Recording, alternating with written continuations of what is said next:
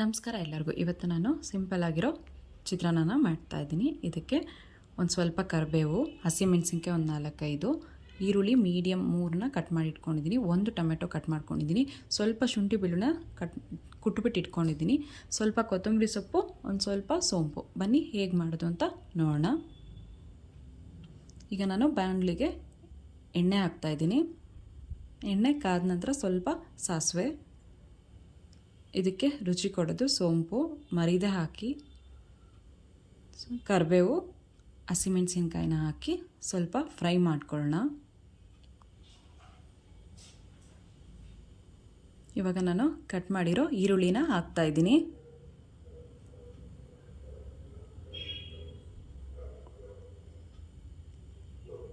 ಈರುಳ್ಳಿನ ಒಂದು 5 ನಿಮಿಷ ಫ್ರೈ ಮಾಡ್ಕೊಳ್ಳೋಣ ಎಣ್ಣೆಯಲ್ಲಿ.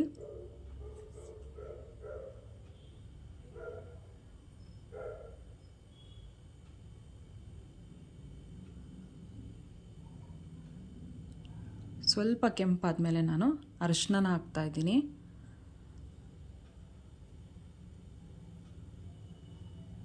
ಅರಿಶಿನ ಹಾಕಿ 1-2 ನಿಮಿಷ ಫ್ರೈ ಮಾಡ್ಕೊಳ್ಳೋಣ. ಇವಾಗ ನಾನು ಶುಂಠಿ ಬೆಳ್ಳುಳ್ಳಿ ಕುಟ್ಟಿಟ್ಕೊಂಡಿದ್ನಲ್ಲ ಅದನ್ನು ಹಾಕ್ತಾಯಿದ್ದೀನಿ. ಇದನ್ನು ಹಾಕಿ ಎಣ್ಣೆಯಲ್ಲಿ ಚೆನ್ನಾಗಿ ಸ್ವಲ್ಪ ಫ್ರೈ ಮಾಡ್ಕೊಳ್ಳೋಣ. ಡಿಫ್ರೆಂಟಾಗಿರುತ್ತೆ, ಒಂದು ಸತಿ ಟ್ರೈ ಮಾಡಿ.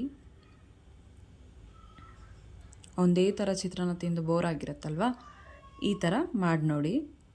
ಇವಾಗ ನಾನು ಕಟ್ ಮಾಡಿರೋ ಟೊಮೆಟೊನ ಹಾಕ್ತಾಯಿದ್ದೀನಿ. ಹಾಗೆ ರುಚಿಗೆ ತಕ್ಕಷ್ಟು ಉಪ್ಪನ್ನ ಟೊಮೆಟೊದ ಮೇಲೆ ಹಾಕಿ ಸ್ವಲ್ಪ ಫ್ರೈ ಮಾಡ್ಕೋತೀನಿ.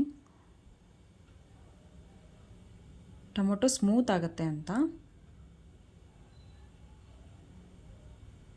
ತಿನ್ನುವಾಗ ದಪ್ಪಕ್ಕೆ ಸಿಕ್ಕಲ್ಲ ಅಂತ ಈ ಥರ ಸ್ಮೂತ್ ಮಾಡ್ಕೋತೀನಿ. ಈಗ ಚೆನ್ನಾಗಿ ಮಿಕ್ಸ್ ಮಾಡಿಕೊಂಡು ಸ್ವಲ್ಪ ಚಕ್ಕೆ ಲವಂಗದ ಪುಡಿ ಒಂದು 1/4 ಸ್ಪೂನಷ್ಟು ಅದನ್ನು ಹಾಕಿ ಸ್ವಲ್ಪ ಮಿಕ್ಸ್ ಮಾಡ್ಕೊಳ್ಳೋಣ. ಈಗ ಈ ಗೊಜ್ಜು ರೆಡಿಯಾಗಿದೆ. ಗ್ಯಾಸ್ ಆಫ್ ಮಾಡಿಬಿಟ್ಟು ಕೊತ್ತಂಬರಿ ಸೊಪ್ಪನ್ನ ಅದ್ರ ಮೇಲೆ ಹಾಕ್ಕೊಳ್ಳೋಣ. ಈಗ ಇದನ್ನು ಮಿಕ್ಸ್ ಮಾಡಿಬಿಟ್ಟು ಎತ್ತಿಟ್ಕೊಳ್ತೀನಿ. ನಾನಿಲ್ಲಿ ಮೊದಲೇ ಕಡಲೆಬೇಳೆ ಉದ್ದಿನಬೇಳೆನ ಫ್ರೈ ಮಾಡಿಟ್ಕೊಂಡಿದ್ದೆ. ಈಗ ಅನ್ನ ಕಲಸೋಣ.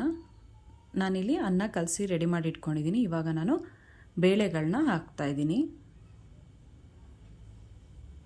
ಚೆನ್ನಾಗಿರುತ್ತೆ, ಒಂದು ಸತಿ ಮಾಡಿ ಹೇಗಿದೆ ಅಂತ ಕಮೆಂಟ್ ಮಾಡಿ, ಲೈಕ್ ಮಾಡಿ, ಶೇರ್ ಮಾಡಿ, ಹಾಗೆ ಸಬ್ಸ್ಕ್ರೈಬ್ ಮಾಡಿ. Thank you.